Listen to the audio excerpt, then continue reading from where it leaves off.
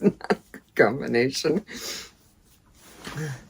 Hello, BookTube. Welcome to my channel. My name is Flossie. This is the Grape Jelly Library. I am so glad you have arrived at your destination. I always look forward to your visit.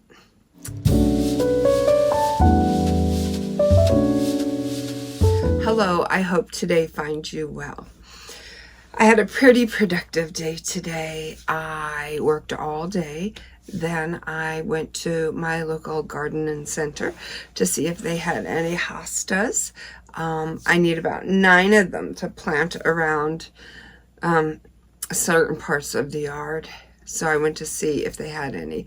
And they're just starting to get their shipment in. I'm looking for the hostas that are green and white. They have like all green, or they have green and yellow. I like the green and the white. I think it looks sharp. So they did have the green and the yellow, but I'm not looking for that, so I didn't get it. Well, I will check back in a week or so. Anyways, I see that they have all of their herbs. Yeah, I like to plant herbs in pots around the yard. Mint, I always plant chocolate mint and basil and cilantro because I love cilantro. Lavender, I plant. I don't know. I'm going to plant some different things depending on what they have. But they're the basic staples that I usually put in the pots around the yard on the patio. And I love it because I bring out my yoga mat and then it gets really hot in the summertime and then the plants are flourishing and then all I could smell is mint and cilantro and basil in the air, and I just meditate out there and it is lovely. So I am excited to do that. What do you love to do when the warmer weather approaches? Is there any kind of ritual that you look forward to doing every year? I like to do that well into the fall. We'll just chit chat a little bit, okay? Because I like to talk. I like to chit chat. I'll just get you up to date on what I've been up to, what I've been doing. I ordered through the mail the cutest little wine glass, and I'm thinking about giving it a personality. It says, "My weekend is all booked." I wish it was a little bit darker. The font was a little bit whiter, but that's all right. It's still cute. I thought I would take it for a test drive to see if it was broken or not. It's not broke. And for those of you in the back row, this was a long pour. Yeah, so this wine glass works perfectly fine. Hummy. So I thought after that long pour that it would be a good idea for moi to drag out the mini trampoline onto the patio because we had a 93-degree day, and if it's cooling off, it could, I don't know what it is exactly, it could be 88, it could be 90, I'm not sure what it is right now, but evening is upon me, and I'm thinking it's going to be a pretty good idea to bring that trampoline out. Maybe not. But I'm going to do it either way. I'm going to do it and I'm going to get some jumps in. All right, so I have been busy buying books. Yeah, I have bought 6 books this week. And not one of them were intentional. I didn't set out to say, let me go book shopping. I did have to go get a couple of cleaning products, so I went by the books. And then I was bye-bye with my sister, and I said, oh, I have to go buy the books for a minute. And before you know it, by the week's end, I had 6 of them. And they are the books I am going to bring you today. Perhaps one of them will be your next read, or at the very least, put on your TBR. I am finding myself, I used to say I am a mood reader, and I am a mood reader, but I have so much growth over the past couple of years since the past year since I started my YouTube channel. I have grown so much as a reader. I've always kept an open mind, and even though I like what I like, if a booktuber that I watch read a book and I admire that booktuber, then of course I value their opinion and I want to be, a little bit like them. So I go out and I get that book. Well, in doing so, I think, taking myself out of the category mood reader, and I've put myself into more of an eclectic reader. And that's what I'm going to classify myself as now, because I pretty much read just about anything now. Anything goes. Except for smut. I'm not really into that.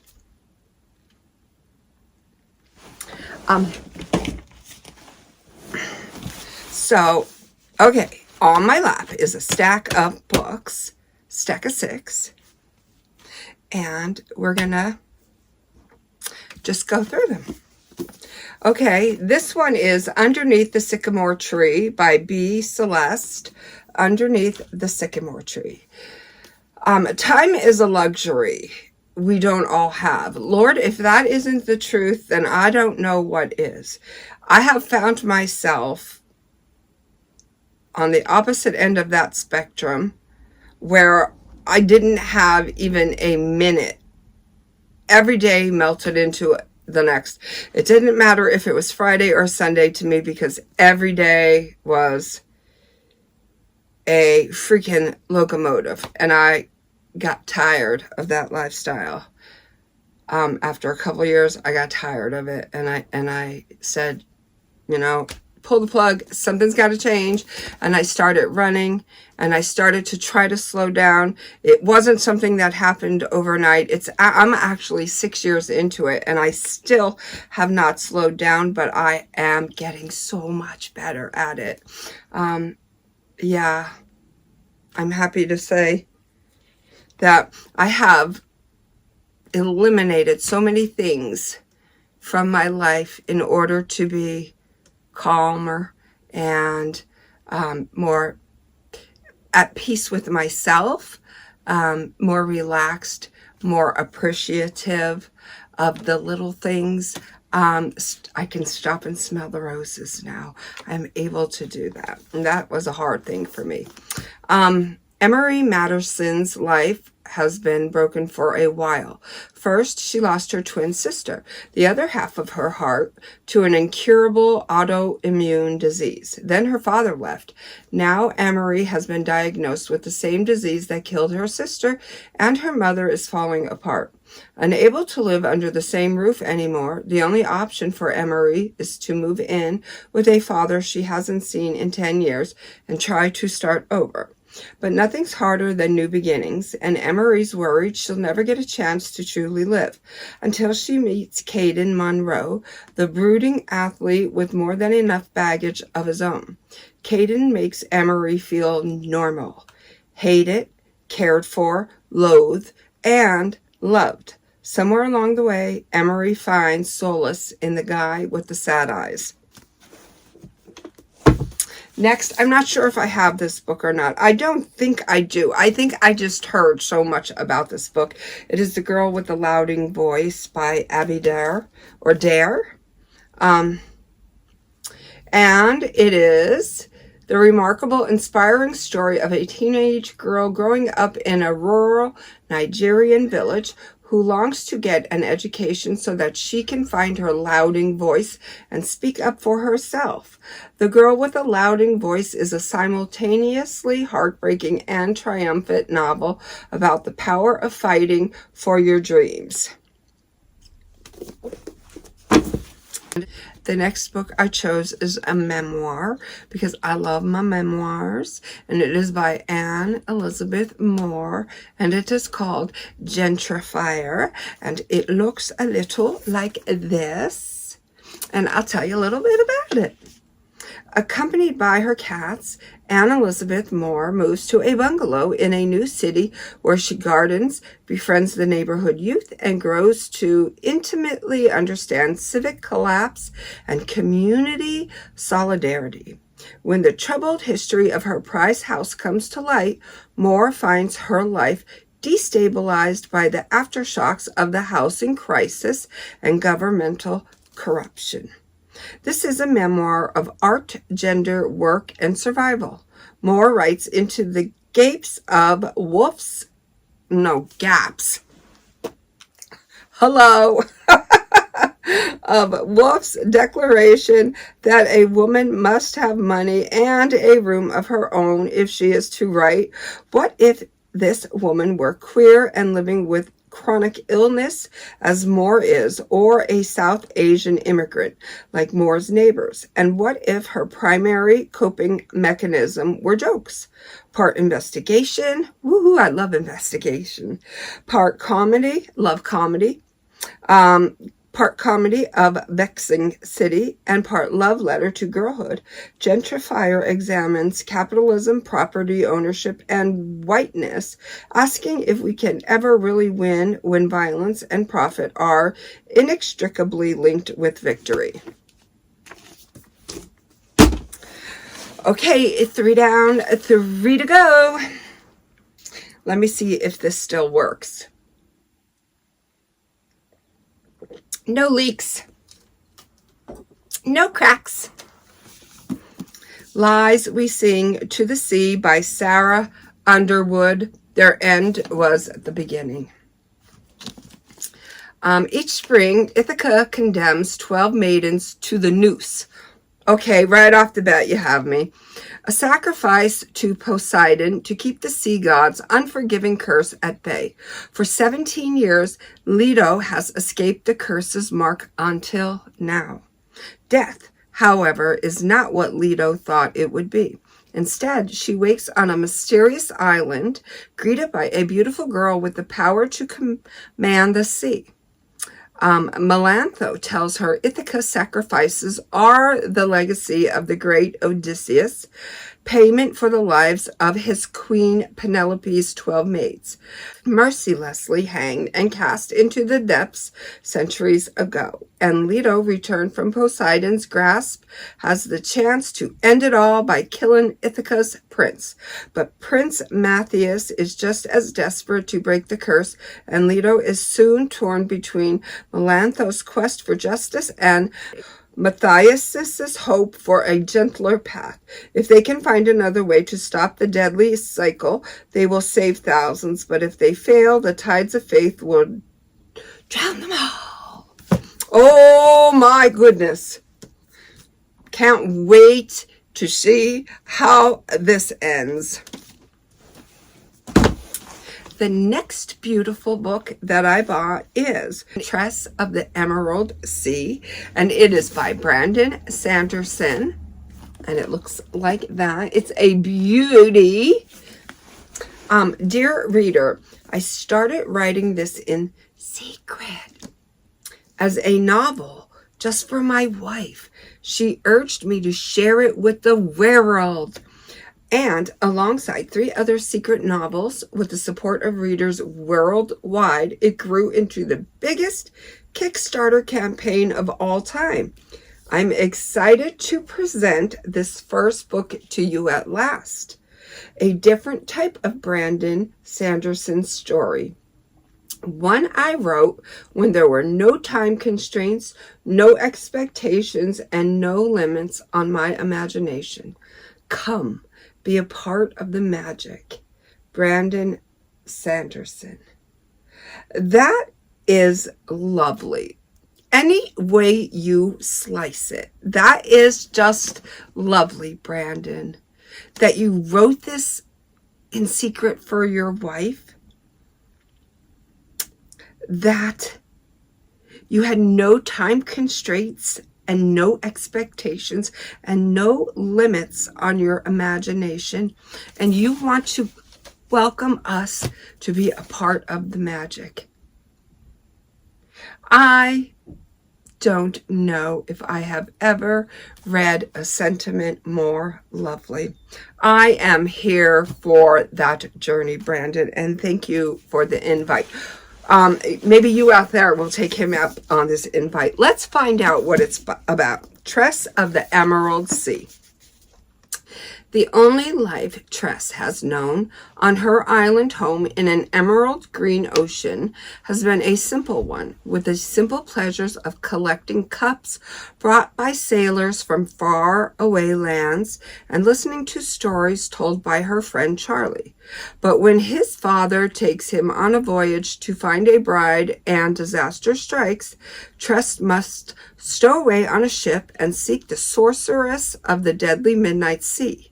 Amid the spore oceans where pirates abound, can Tress leave her simple life behind and make her own place sailing a sea where a single drop of water can mean instant death? Look how beautiful.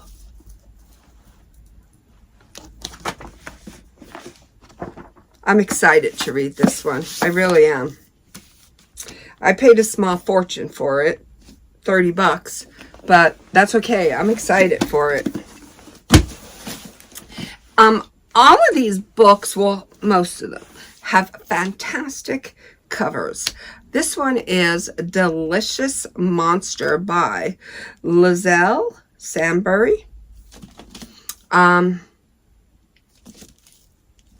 Daisy Sees Dead People. Something impossible to forget in bustling, ghost-packed Toronto. I like what I've read so far. She usually manages to deal with her unwanted ability, but she's completely unprepared to be dumped by her boyfriend.